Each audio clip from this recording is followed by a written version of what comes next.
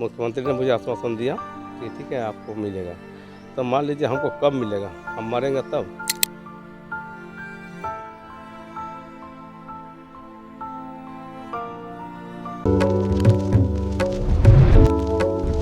झारखंड के बोकारो जिले के पिंडाजोड़ा गांव में न्याय की एक लड़ाई पिछले 7 सालों से लड़ी जा रही है और इस लड़ाई का योद्धा है कृष्णा मांझी।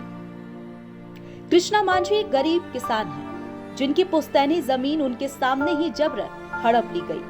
इतना ही नहीं, अब उन्हें जान से मारने की धमकियां भी दी जा रही है।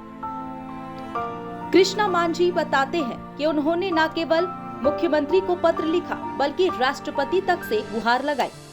ईडी ऑफिस तक में अपने जमीन के कागज जमा कर दिए ताकि कोई कार्रवाई हो सके, लेकिन अफसोस अब तक सिर्फ फाइलें चलती रही, इंसाफ नहीं मिला।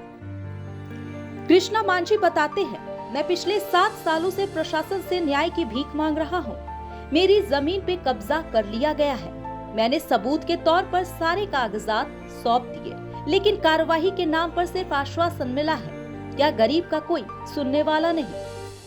जो शख्स इस वक्त आपको नजर आ रहा है, हाथों में अपनी जमीन के कागज लिए जो खड़ा है, वो है कृष्णा मांझी, जो अपनी पीड़ा मीडिया कर्मियों को बता रहे हैं। और क्या बोले, मेरे साथ बहुत बड़ा अन्याय हुआ है। मैं एक आदिवासी लड़का हूँ और मेरे ज़मीन पर बाहरी लोग आके घर उर बना दिए हैं।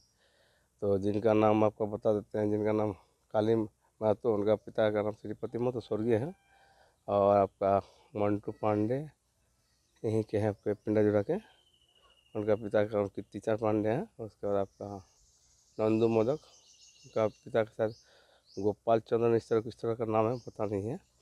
और हम यही पूछना चाहते हैं आप लोगों से कि मांझी का ज़मीन गैर आदिवासी किस प्रकार से लेता है, बिक्री करता है, बताइए तो।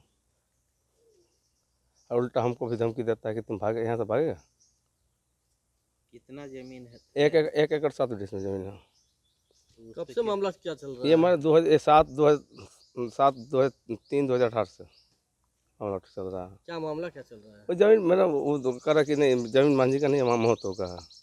तो महतो का कहा कि मांझी का है, तो पेपर तो हम तो दिखा नहीं आपको कि पेपर किसका है। ठीक है, हम यही चाहते हैं कि इसमें न्याय दिया जाए, और इसके लिए हम माननीय महिमा न्याय को लेकर कहाँ कहाँ गुहार लगाया? हाँ, बहुत जगह गुहार लगाए हैं। जैसे महामहिम राष्ट्रपति महिमा राष्ट्रपति महोदय तक लगाए हैं, उसके बाद प्रधानमंत्री को दिए हैं। उसके बाद आपका जिला प्रशासन में जितने भी अधिकारी हैं जमीन के मुद्दे में, जैसे DC LR है, उसके बाद DC है, SP है, SDO है, थाना पटवारी है, सबसे गुहार लगाए। उन्होंने बोला कि देखिए ये मामला कोर्ट का है, कोर्ट सब। इसके बाद मैंने मुख्यमंत्री का दरवाजा खटखटाया, तो मुख्यमंत्री के पास गया। मुख्यमंत्री ने मुझे आश्वासन दिया कि ठीक है आपको मिलेगा। तो मान लीजिए हमको कब मिलेगा, हम मरेंगे तब। मेरा भाई एक्सपायर कर गया, उनका देखिए छोटे छोटे बच्चा है, उनका विधवा, और क्या बोले आपको, वो बोलने लायक है नहीं, फिर ये बोल रहे हैं आप लोगों के सामने कि देखिए इस पर जो के द्वारा आपके पक्ष में भी किया गया है, क्या हुआ अभी तक? अभी कुछ नहीं हुआ, हमको कुछ नहीं मिला अभी कुछ। तो इसीलिए आप लोग से गुजारिश कर रहे हैं कि आप लोग के माध्यम से इस आवाज़ को उठाया जाए, आंदोलन किया जाए, ताकि हमको ज़मीन मिला जाए। यानी जमीन आपके पास कब से है और किनके नाम पे पहले से? पहले से मेरे पिताजी जो थे पलटान देसर, उन्हीं के नाम से पहले था। ठीक है, उन्हीं के नाम से ज़मीन थे, उन्हीं के ज़मीन पे हम लोग खेती बाड़ी करते थे। एकाएक 2018 में कहाँ से केस जो बोलता ना, बम फोड़ता है उस तरह एकाएक अटैक किया, उसमें डर गए हम लोग परिवार। क्या वो लोग कहने लगे कि जमीन भागो है सर, जमीन मेरा है।